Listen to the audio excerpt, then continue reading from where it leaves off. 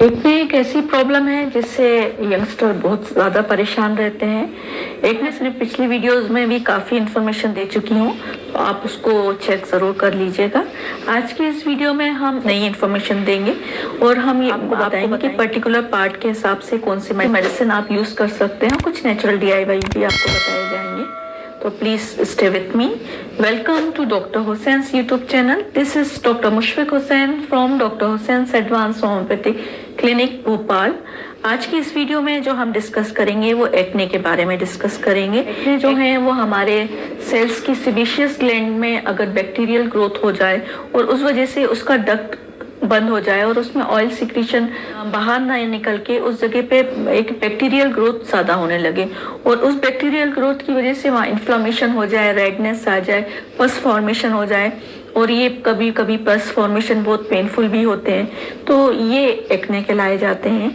Acne different लोगों में different cause होते हैं, सब में अलग अलग कॉज होते हैं। जब हमारे पास कोई पेशेंट आते हैं तो हम एक एनालिसिस करते हैं और देखते हैं कि आखिर रूट कॉज क्या है एक्ने होने का, और एक्ने होने में सब कॉजेस हम देखते हैं, उस हिसाब से हम मेडिसिन डिसाइड करते हैं। कुछ हम आपको मेडिसिन बता रहे हैं, उसको आप जरूर ट्राई करके देख सकते हैं, लेकिन कुछ भी मेडिसिन लेने से पहले एक बार आप अपने डॉक्टर कंसल्ट कर लें, क्योंकि हर पेशेंट इंडिविजुअल अपने आप में अलग होता है। जो एक मेडिसिन किसी एक पेशेंट को लगती है होम्योपैथी में, वो ही मेडिसिन दूसरे को नहीं लगती, क्योंकि हर मरीज अपने आप में अलग होता है और हर एक की मेडिसिन अलग होती है। तो यहाँ कुछ मेडिसिन बताई जा रही हैं।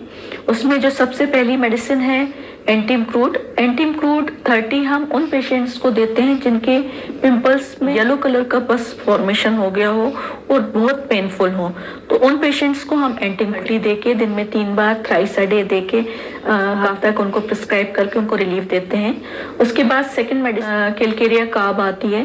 कैलकेरिया कार्ब उन पेशेंट्स को दिया जाता है जो बहुत फेयर हो, फ्लेवी हो, मोटे हो और चबी चीक्स हो उनके, और उनमें स्वेटिंग एक्सेसिव हो और उस स्वेटिंग की वजह से ही उनमें पिंपल्स आ रहे हैं। इनको कैलकेरिया कार्ब सजेस्ट करते हैं, जिससे उनको बहुत अच्छा रिजल्ट मिलता है और उनकी दूसरी हार्मोनल डिस्टर्बेंस भी है कैलकेरिया कार्ब पेशेंट को, तो वो भी दूर होती है। थर्ड मेडिसिन आती है जिन पेशेंट्स के डाइजेस्टिव प्रॉब्लम हो, जिनका डाइजेशन हमेशा गड़बड़ रहता हो और उस डाइजेशन गड़बड़ी की वजह से उनमें पिंपल आते हो फेस पे, उसके लिए 2 मेडिसिन लगती हैं। जिन पेशेंट्स को गर्म खाने का शौक हो, जिसका डाइजेशन बिगड़ा हुआ हो, साथ में उनको स्वीट का भी डिजायर रहता हो, लाइकोपोडियम मेडिसिन हम उन पेशेंट्स को सजेस्ट करते हैं। और कुछ पेशेंट्स को जिनको डाइजेशन खराब हो, साथ में उनका बहुत ज्यादा चिड़चिड़ापन पाया जा रहा हो, तो यहाँ नक्स वोमिका 30 से उनके एक्ने को ठीक करते हैं।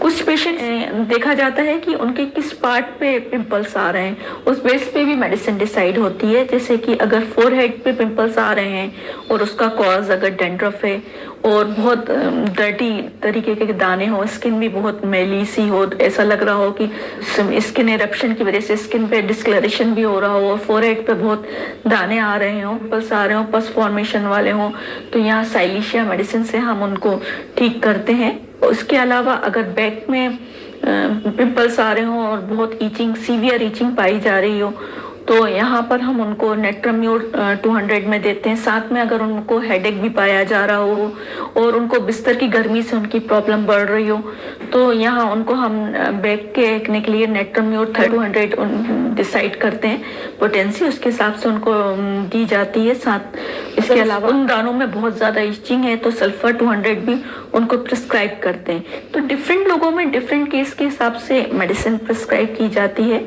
इसके साथ ही doctor Hussain advance homeopathic clinic में भी हम डिफरेंट पिंपल्स के पेशेंट और एक्ने के पेशेंट को एक प्रॉपर केस एनालिसिस करते हैं, उनका समझते हैं कि आखिर उनको प्रॉब्लम की वजह क्या है, उस बेस पे ही उनको मेडिसिन हम सजेस्ट करते हैं। कुछ उनको क्रीम्स प्रोवाइड करते हैं, कुछ फेस पैक देते हैं, कुछ नाइट क्रीम, ओवरनाइट क्रीम देते हैं, जिसको लगाने से उनका एक्सटर्नल पिंपल्स भी ठीक होते हैं और इंटरनल प्रॉब्लम भी ठीक होती है और उससे उनका जो कॉन्फिडेंस लूज हो गया है कि फेस खराब दिख रहा है, वो कॉन्फिडेंस भी वापस आता है। तो ये सारे एफर्ट से हम एक सक्सेसफुल रिजल्ट पाते हैं। बहुत इफेक्टिव DIY भी है, जो ट्रीटमेंट नहीं कर पा रहे हैं तो इस DIY से भी आप अपने पिंपल्स को ठीक कर सकते हैं। उसमें है कोकोनट ऑयल में ज़्यादा प्रिजर्वेटिव ना मिला हुआ हो, प्योर कोकोनट ऑयल में जो ग्रीन अनियन की जो लीव्स होती हैं उसको ग्रेट करके उसका रस निकाल के, क्योंकि इसमें सल्फर बहुत हाई रिच पाया जाता है, तो इसके रस को हमें कोकोनट ऑयल में मिला के हम अपने फेस पे या जहाँ पिंपल्स हो वहाँ अगर हम ओवरनाइट लगाते हैं तो ये हमारे पिंपल्स को रिमूव करता है और उसमें जो पस फॉर्मेशन है उसको भी सुखाता है और ये बहुत ही इफेक्टिव है। तो इसके अलावा पिंपल्स को अगर हम प्रॉपर हाइजीन रखें, अच्छे से क्लीन करें, उससे भी हमारे पिंपल्स काफी हद तक, अगर हमारा एक्सटर्नल कॉज है कि क्लीन प्रॉपर नहीं हो रहा है उस वजह से हमारे पिंपल्स आ रहे हैं, तो अगर हम प्रॉपर क्लीनिंग अच्छे से करें, ऑयल हमारे चेहरे पे फेस पे इकट्ठा नहीं होने दें, डस्ट पॉल्यूशन ज्यादा इकट्ठा नहीं होने दें और प्रॉपर क्लीनिंग रखेंगे तो इससे ही काफी हद तक हमारे पिंपल्स रिमूव हो सकते हैं। आई होप ये आपके लिए यूजफुल होगी। Thank you for listening. Stay healthy, stay happy.